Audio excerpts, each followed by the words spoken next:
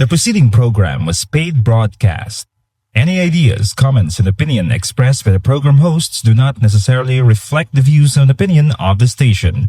The program and its producers are not affiliated with the station. Mga abyan ka makauturan sa Ginoo, welcome din ka mo liwat sa aton subong pagpalag sa tuinan, pagi sa aton subong nga palatuntunan, tinapay sa kabuhi. Nagapasalamat kita sa Ginoo nga sa sini nga tion naman, makabukas kita sa iblan ni pulong, kag makapamlandong sa tinutuyo nga magtuon, kag subong man nga paagi sini, mabuhat naton ang mga prinsipyo, mga pagtulunan, kag ang mga pagpahangkat nga napasad niya paagi sa iblan ni pulong. Gani sa sulod sang 30 minutos, pabilin kamo sa pagpadayon naton sa pagpamanandong sa pulong sang Ginoo. Ang dinalan sa kasulatan sa aton sa sining adlaw makita sa 1 kapitulo 15 kag akon pagabasahon ang bersikulo 4 tubtob 5 sa sining dinalan sa kasulatan. Magpabilin kamo sa akon kay ako sa inyo. Subong nga ang sanga hindi makapamunga sa iya kaugalingon kun wala nagaangot sa puno. Amuman kamo kun hindi kamo magpabilin sa akon. Ako amo ang puno sa uvas, kamo ang mga sanga. Ang nagapabilin sa akon, kag ako sa iya, siya magapamunga sing madamo. Kag luwas sa akon, wala kamo sing mahimo. Salamat gid sa satong kalantahon nga sa diin aton nga nakita ang dako ang pagpahangkat nga ikaw kag ako dapat gid nga magpabilin sa aton Ginoo. Isa na kabutang man bala nga ginapasalamatan nato no nga makapakigupod sa aton diri si brother naton Ryan Leonor nga hatag man sa aton bulig sa pag-record sa aton nga mga broadcast kag subong man nga makapamati man kita sing mga appropriate gid nga mga kalantahon. Kag sa sining broadcast naton ang aton nga pagatun-an amo ang isa sa mga pagtawag sa aton Ginoo kag amo ini ang ginatawag naton diri abide in me. Magpabilin kamo sa akon. Isa ini sa mga madamo nga mga pagtawag sang Ginoo sa imo kag sa akon nga dapat kita magpabilin sa aton nga Ginoo. Na may isa ka man ugbali bala kakatahom sang iyang observation sa sining topiko man bala nga ginatun-an naton subong kag amo ning ginpahayag niya. A decision that we made for Jesus that has no ongoing effect in our lives is a defective or false decision. Kung sa aton pa, ang mga desisyon nga ginahimo naton para sa aton Ginoo, apang wala ini sing nagapadayon nga epekto sa aton nga kabuhi, wala ini sing pulos o kon depektibo ini nga klase sang desisyon nga ginhimo naton para sa aton nga Ginoo. Nga amo sini kay kun aton nga nantahon gali sa pulong sa Ginoo, ang isa sa mga butang nga mapanilaga naton nga mo sini, the calling of Jesus is a lifetime progressive activity. Ang mga pagtawag sa Ginoo sa imo kag sa akon nga dapat naton himuon, isa inigali kabulaton nga ginapadayon naton. Tubtob nga magtaliwan kita sa sini kalibutan kay hindi lamang ina kundi nga nagapadayon ini nga nagapadayon, nagamuad ini nga nagamuad, kag nagamaayo pag ini nga nagamaayo. Amo ina ang isa sa mga butang nga makita naton sa mga pagpahangkat o kon sa mga pagtawag sang Ginoo sa aton. That's why kun aton gali nga lantawon kag aton gid nga usasaon ang pulong sa Ginoo, diri naton gali makita nga mo sini, kun walay pagbag-o sa aton kabuhi bilang isa ka Kristohanon, wala sing kapusnanan ang aton nga desisyon o kun ang aton nga pagpahayag sa iba nga katawhan nga kita Kristohanon. Kaysa pagamatod kun Kristohanon kita, may kabuhi ka na nga walay katapusan. Kag kun may kabuhi ka, may ara gid ikaw kapasidad nga magtubo. So kun wala ikaw magtubo, either wala gid man ikaw sing kabuhi, nagambal ka nga luwas ka pero sa pagamatod wala ka gali maluwas, o kon wala nimo maintindihan ang imo kaluwasan kag nyan wala sing pagbag-o sa imo nga kabuhi. Ti mga masubo ina nga mabutang kay ang handom sang Ginoo sa imo kag sa akon nga magtubo kita sa aton ihibalo o kon kaalam kag subong man sa bugay ni Kristo Jesus. That's why kon aton nga ng taon, coming unto Him, hearing Him, and even abiding in Him demand a continuous action. Nagapadayon gid nga buluhaton. Kag tungod nagapadayon ini nga buluhaton maipikto gid sa aton kabuhi, may pagbag-o gid nga madulot ang ini nga mga buluhaton nga gintugyan sa Ginoo sa imo kag sa akon. Now this is a moment by moment, day by day, 24/7 kind of activity. That's why kung aton nilang taon sa pulong sa Ginoo, ano dira ang gintudlo sang Biblia sa aton sa 1 kapitulo 8. Nagpahayag dira siya sa versikulo 31, nya nagsiling si Jesus sa mga Hudiyo nga nagtuo sa iya, "Kun kamo magpadayon sa akon pulong, kamo matuod gid nga gintuton-an ko."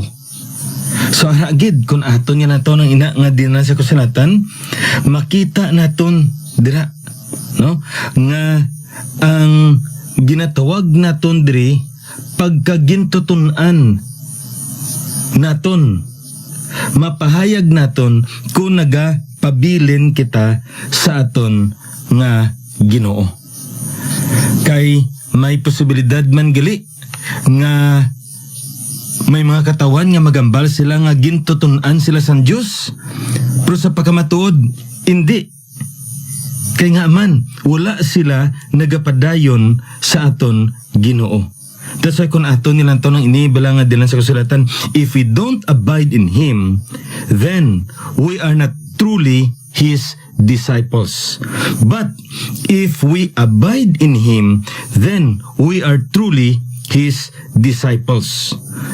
Kay ang matutuod nga disipulo gali sang aton Ginoo, ang matutuod nga sumulunod sa aton Ginoo, ang matutuod nga tumuluo sa aton Ginoo, nagapabilin gid sa iya. Kay ang resulta sa tion nga nagapabilin kita sa aton Ginoo, nangin gintuton-an kita sa aton nga Ginoo. That's why dili naton makita nga ang isa sa pinakadako nga indikasyon nga ikaw kag ako matutuod gid nga tumuluo sang aton Dios, matutuod gid nga gintuton-an sang aton Ginoong Hesukristo, amo nga nagapabilin kita sa iya. That's why ang Biblia naghangkat sa imo kag sa akon. Kag amo ini ang ikaapat nga pagtawag sang Ginoo nga aton ni ginatun-an, madamo ini nga mga pagtawag. Abide in me. So ari na. Una gid nga ng taon naton, the definition of abide in me. Ikaduha diri nga ng taon naton, the details of abide in me. And then ang ikatatlo nga lang taon naton, the design of abide in me. Ano ini? Ano ini ang mga butang nga ginatudlo sa sini nga pagpahayag sa aton Ginoo. Now, kung aton nga lang taon sa pagtuon naton sa sini nga di na nasa kasulatan, isa ka butang nga masapuan naton nga ining pulong gali nga abide, o kung ining pulong bala nga pabilin nga gin translate sa aton diri nga Ilonggo, ang isa sa mga translation nga ginagamit man sining pulong nga abide, amo ang pulong nga stay, pabilin, amo ang pulong nga continue, nagapadayon, kag ining pulong bala nga dwell, no? Kung sa aton pa nagapuyo. So kung aton nga lang taon ang pulong sang Ginoo, masapuan nato niya ang pulong gali diri nga pabilin, abide, nagapahayag ina gali nga do katulad bala ini nga nagapundo kag nagtener, no? Ang maning pulong ding stay, continue, dwell, remain. So anong but silingon sini? Kung magambal kita nga nagpabilin ko sa sini nga duog, but silingon wala ka na nagpadayon panglakatan, no? O kung nagpuyo ako sa sini nga balay, but silingon wala ka na nagtiner sa iban pang balay kundi dra na gid, no? Ang kamatuoran diri nga makita naton sa aton gili Kristohanon nga pagkabuhi amo man sini. Kung magambal kita sa pulong abide, to abide means a continuing, lifelong commitment of encountering our Lord Jesus Christ. So kung magambal kita gali isang pulong diri nga abide, ang pinakasimple diri nga kamatuoran nga makita naton amo nga nagapadayon kita sang aton nga commitment, sang aton nga ginhimo nga resolution pamatuod sa aton Ginoo nga sugataon naton siya sa matag adlaw nga tanan tubtob nga magataliwan kita sa sini nga pagpangabuhi naton sa sini nga kalibutan. Amoy nagling pulong dra nga ginhambal sa aton nga abide, nagapabilin, nagapuyo kita sa aton Ginoo. Kung magambal kita nagapabilin, nagapuyo kita sa aton Ginoo, wala ini gapakita nga dapat digtugid ka permi sa simbahan halin sa Lunes hasta sa Domingo. Hindi amoy sinambot silingon. Wala man nagapakita nga halin sa Lunes hasta sa Domingo sa tanan-tanan ni tion dala kada sa Biblia nimo. Hindi amo nambot silingon sining pulong diri nga abide. Nambot silingon sini nga handa kita sa pagsugata sa aton nga Ginoo. Nga sa anuman nga sirkumstansya, sa anuman nga duog nga sa din yara kita, ukon bisan sino man nga tawo nga ginaatubang naton, anuman ang kimtangan naton sa aton nga pagpangabuhi, handa kita nga aton nga sugataon kag hibaluon kag batyagon ang presensya sang Ginoo sa sina nga mga butang. Gani may mga iban bala nga pulong nga ginagamit, kag ining pulong bala nga matawag naton nga cause us to feel your presence this time, no? Muna mga pangamuyo sa iban, Ginoo tuguti nga mabatsagan namon ang imo presensya sa sini nga tion. Isa man ni nakapanguna sa ginatog naton pagbibili naton sa aton nga Ginoo. Ti karon ari, no? Naghatag diri sang isa kadako nga himplo man ang aton ni Ginoo agod nga aton pagid nga may sayran sing tulid ining pulong diri nga abide in me. Ano ini? Do isa ini kuno ka sanga nga nagapabilin sa ubas, no? O kon sa aton pa sa iya nga puno. Kay kung aton usasaon, ang sanga nagadepende lamang sa iya pag-eksister, sa iya dra nga koneksyon sa sina nga puno sang ubas.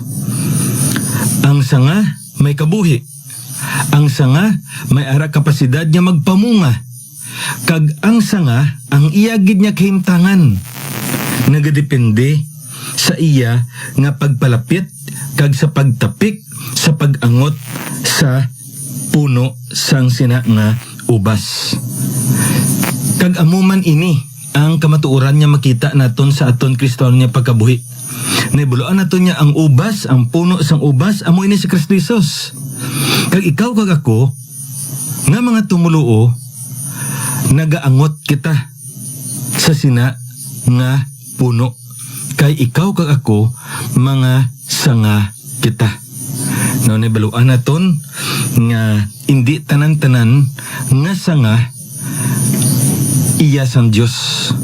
Amo nang klaro nga makita naton sa sini nga dinalan sa kasulatan. Kay may iban nga nagapakuno-kuno nga abi nila sanga man sila nga matutuod, pero sang ulihi nakita na ang ila nga bunga indi amo. Kag tungod sini utdon sila kag idapong sa kalayo. Ini gapakita ini sang ginatawag naton false disciples. Amo ini ang ginpahayag dra sa aton sa Mateo kapitulo 7. No? Kag ara dra klaro nga makita naton nga may madamo nga mga ginatawag naton dra mag-claim, maghambal nga sila sumulunod ni Kristo Jesus. Apang anong matabo dira nga makita nato sa pulo sa Ginoo sa pila ka adlaw sa paghukom sa Ginoo sa ila, ano ang hiyambal sang Ginoo sa ila. Nagambal dira ang Biblia sa aton kag amo ining pahayag sang aton nga Ginoo sa ila, no? And then will I profess unto them, I never knew you, depart from me, ye that work iniquity. Ti anong ginubra nila niyaw? Ano ang claim nila diri? Ano ang ginamban nila sa Ginoo? Many will say to me in that day, Lord, Lord, have we not prophesied in the name Ginoo? Hindi ba nagwahalima kami sa ngalan mo? And in thy name have cast out devils. Madamo sang mga malaing espiritu nga ginpagwa namon sa lawas sa mga tawo pagi sa imong ngalan. Kagaripagid, and in thy name done many wonderful works. Nya damo man nga mga mirakulong ginubra namon sa tuban sa makatawan sa ngalan nimo. Nga hindi mo kami pasudlon sa imo ginarian. Kasimple lang gid ang hinambal sa Ginoo, wala ako kakilala sa inyo. Kaya nga man, nagatapik lang sila sa Ginoo sa puno sang ubas, pero sa pagkamatuod, hindi sila matutuod gali nga sanga.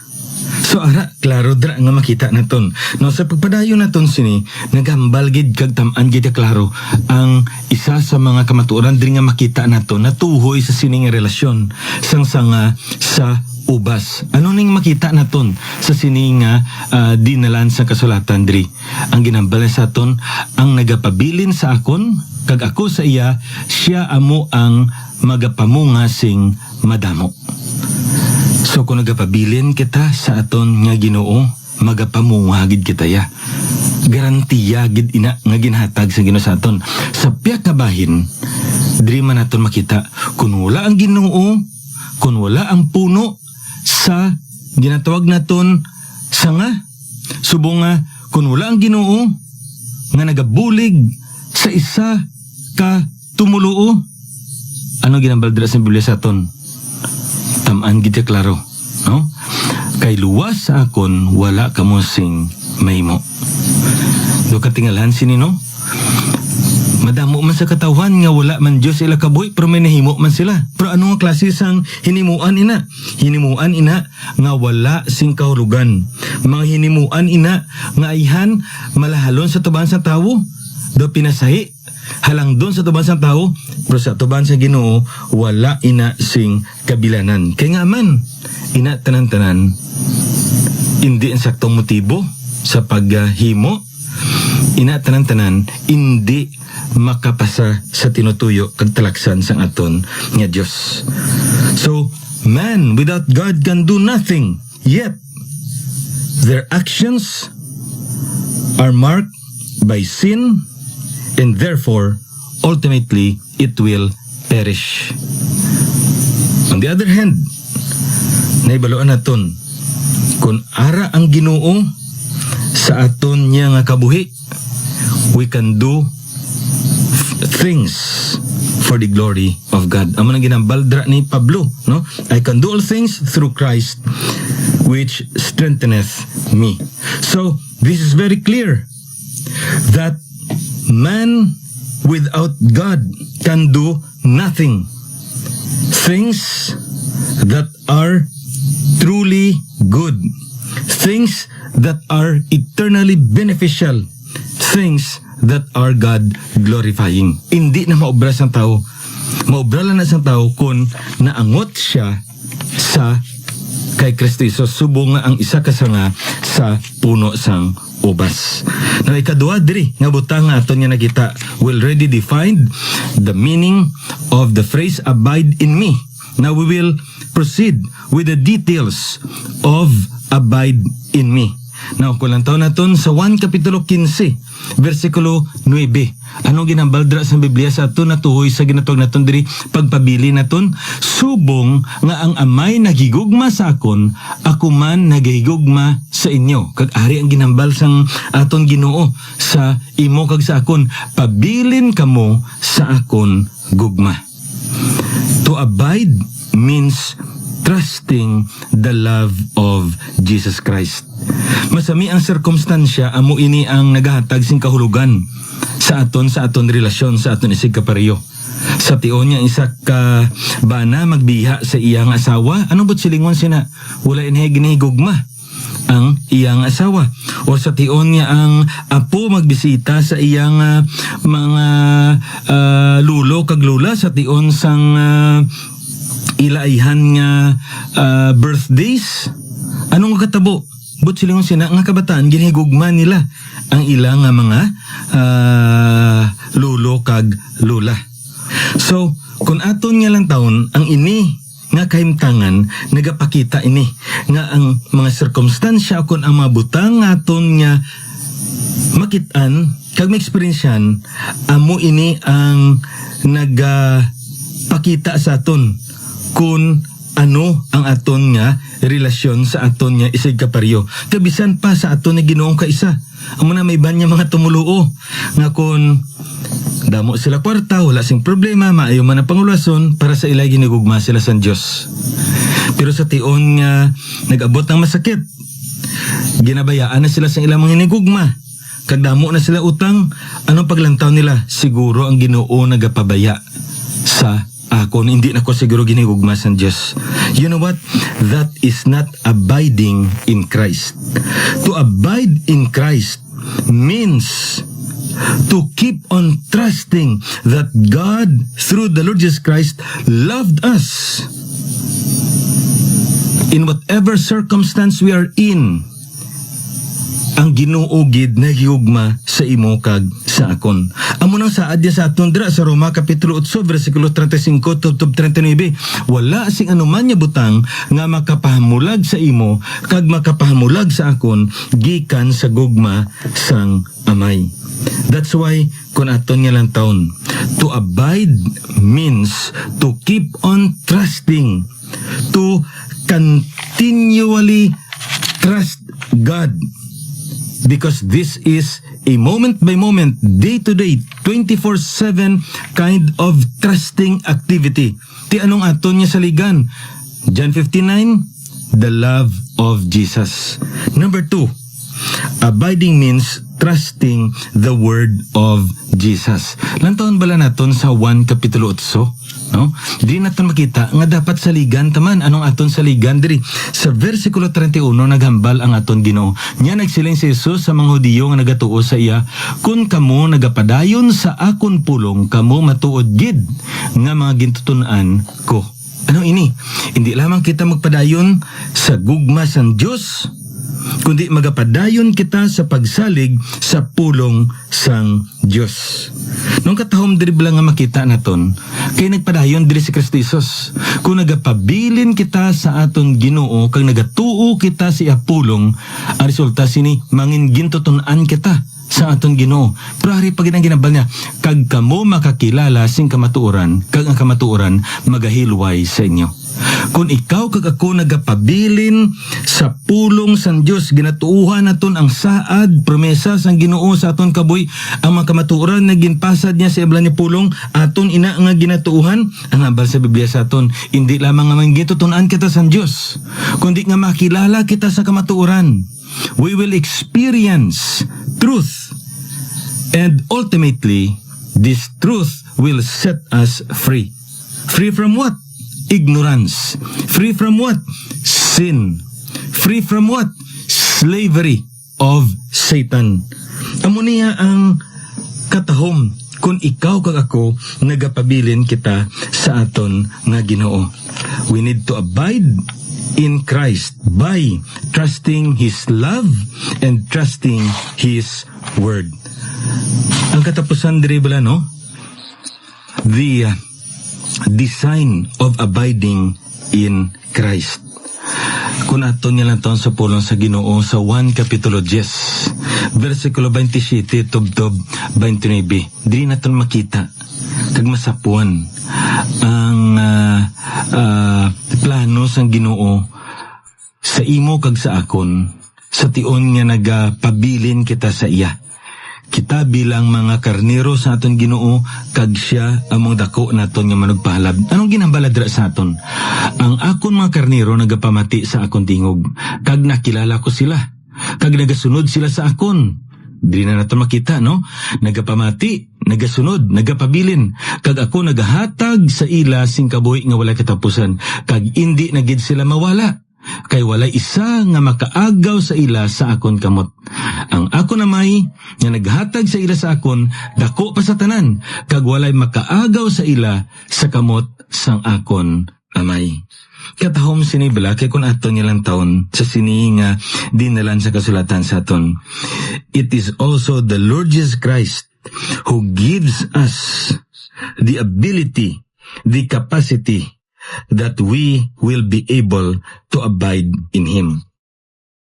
Ining pulong ginagamit natin ko isa, perseverance of the saints. Ang isa katumuluo, magapadayon gid. Ina, hindi tungod siya pagimakas. Ina tungod ang Ginoo mismo, amo ang nagapanghikot siya kabuhi, agud nga makapadayon siya. Kag ini nga kasiguruhan nga ginhatag sa Ginoo sa aton, amo sini, walay ni isa sa aton nga mawala. Walay isa sa aton nga madula. Digto, itapok sa impyerno. Kaya nga man iya na kita ni Kristo Jesus. Kag wala sing isa sa aton nga makaagaw sa kamot ni Kristo Jesus. Wala ni isa sa aton nga makapamulag sa gugma ni Kristo Jesus. Kag tungod sina, amo inaagali ang isa kadako nga saad sa Ginoo sa aton sa tion nga magpabilin kita sa iya.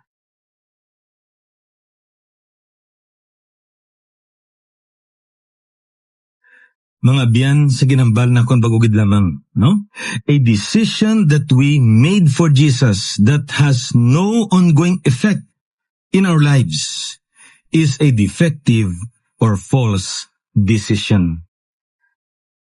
Mga kauturan, kabay pa, nga kung nagdesider kita nga magpabilin sa Ginoo, padayon gid kita pabilin. Kagtugutan naton nga may dako ini nga pagbag-o nga mahimo sa aton kabuhi. Pabilin kita sa pagsalig nga ang Ginoo nagigugma sa imo kag sa akon. Ano man yung circumstansya, ano man yung tion, ngayara kita kag subong man nga ang Ginoo magapabilin kita sa iya nga pulong. Saligan naton ang mga saad, mga promesa, kamaturan nga napasad sa ebra ni pulong. Kay paagi sini, magatubo kita sa aton espirituanon nga pagkabuhi. Kag nagapabilin kita sa aton nga Ginoo. Sa liwat, kining inyo abyan sa kinan, Pastor Neil Vilches, the Lord bless you.